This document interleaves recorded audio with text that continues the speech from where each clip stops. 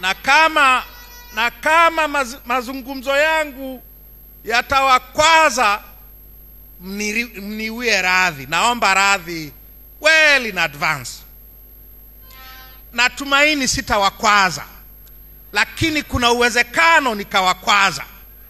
Nikiwakwaza mnisamehe, kwa sababu nataka tuzungumze masuala ya nchi hii na wanawake, na tuyazungumze kwa ukweli wa Mungu.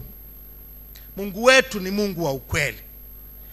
Sasa ndugu zangu, nyie mnasema hivi, na mko sahihi, kwamba wanawake ni jeshi kubwa, au sio?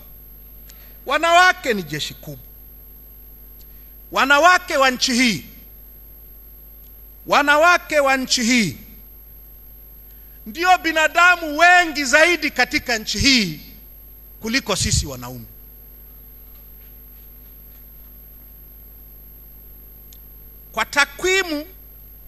Kwa takwimu za mwaka juzi, za mwaka 2023,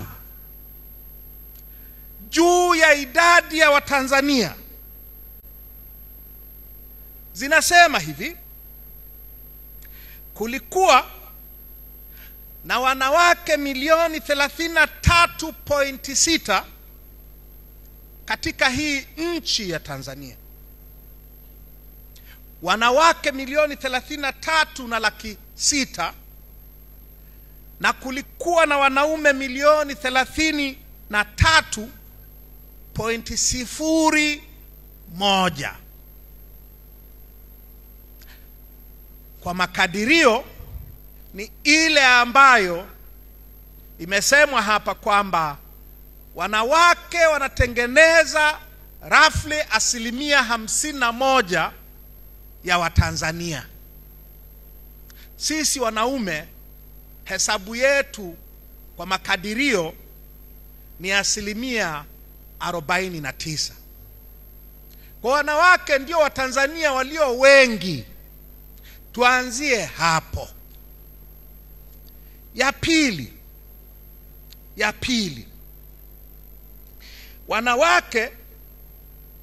wanawake ndio wengi zaidi katika wapiga kura walioandikishwa nchi hii kuliko wanaume. Sawa sawa? Sawa sawa?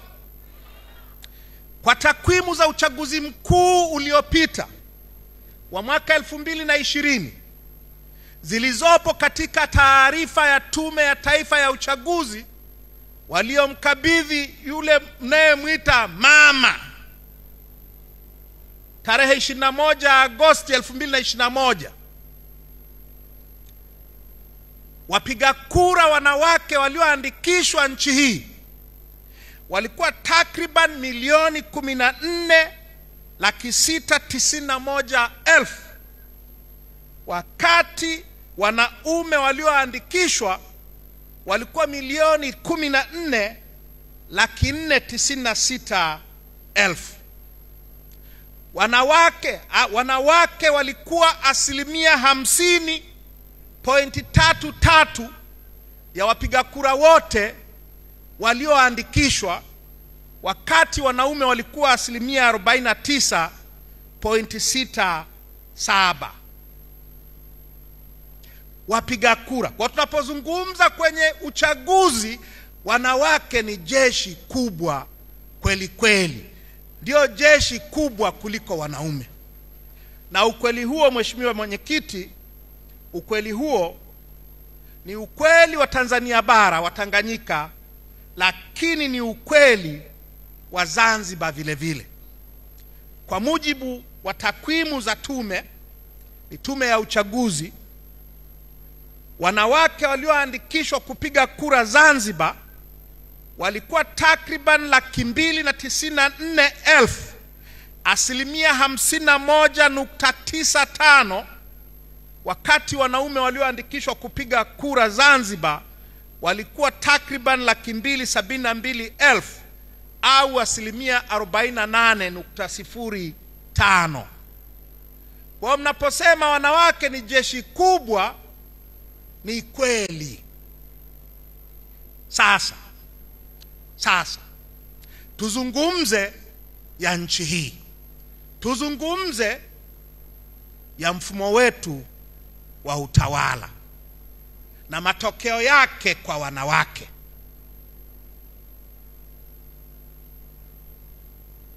Hilo jeshi kubwa la wanawake linaonekanaje kwa wanaochaguliwa kwenye nafasi za uongozi? Linaonekana namna gani? Kwa takwimu za uchaguzi mkuu wa 2020, kwenye upande wa madiwani wanawake waliochaguliwa kwenye kata walikuwa 260 kati ya madiwani 3953 wa kata za Tanzania.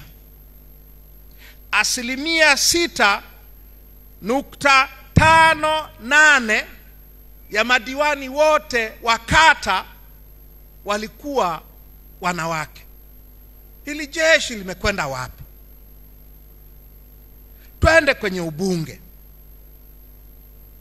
Kwenye ubunge katika majimbo 264 ya nchi hii, kulikuwa na wabunge waliochaguliwa wanawake kwenye majimbo, wabunge 26 kati ya wabunge 264, na asilimia yake ni 9.85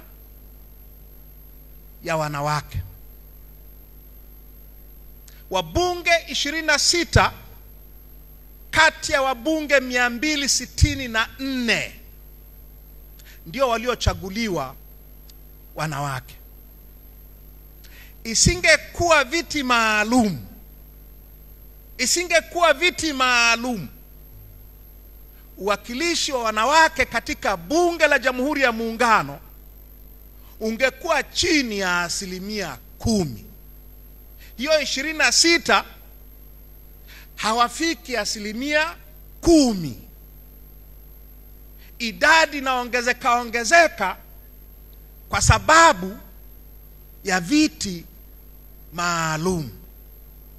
Hili jeshi kubwa la wapiga kura wengi kuliko wanaume linapotelea wapi wakati wa uchaguzi? Linapotelea wapi wakati wa uchaguzi wa madiwani na wabunge na rais? Linapotelea wapi? Nachotaka kusema, ndugu zangu, hoja yangu ni kwamba kuna tatizo kubwa katika mfumo wetu wa uchaguzi. Kuna tatizo la kimsingi la mfumo wetu wa kiuchaguzi. Mfumo wetu wa uchaguzi umewafeli wanawake.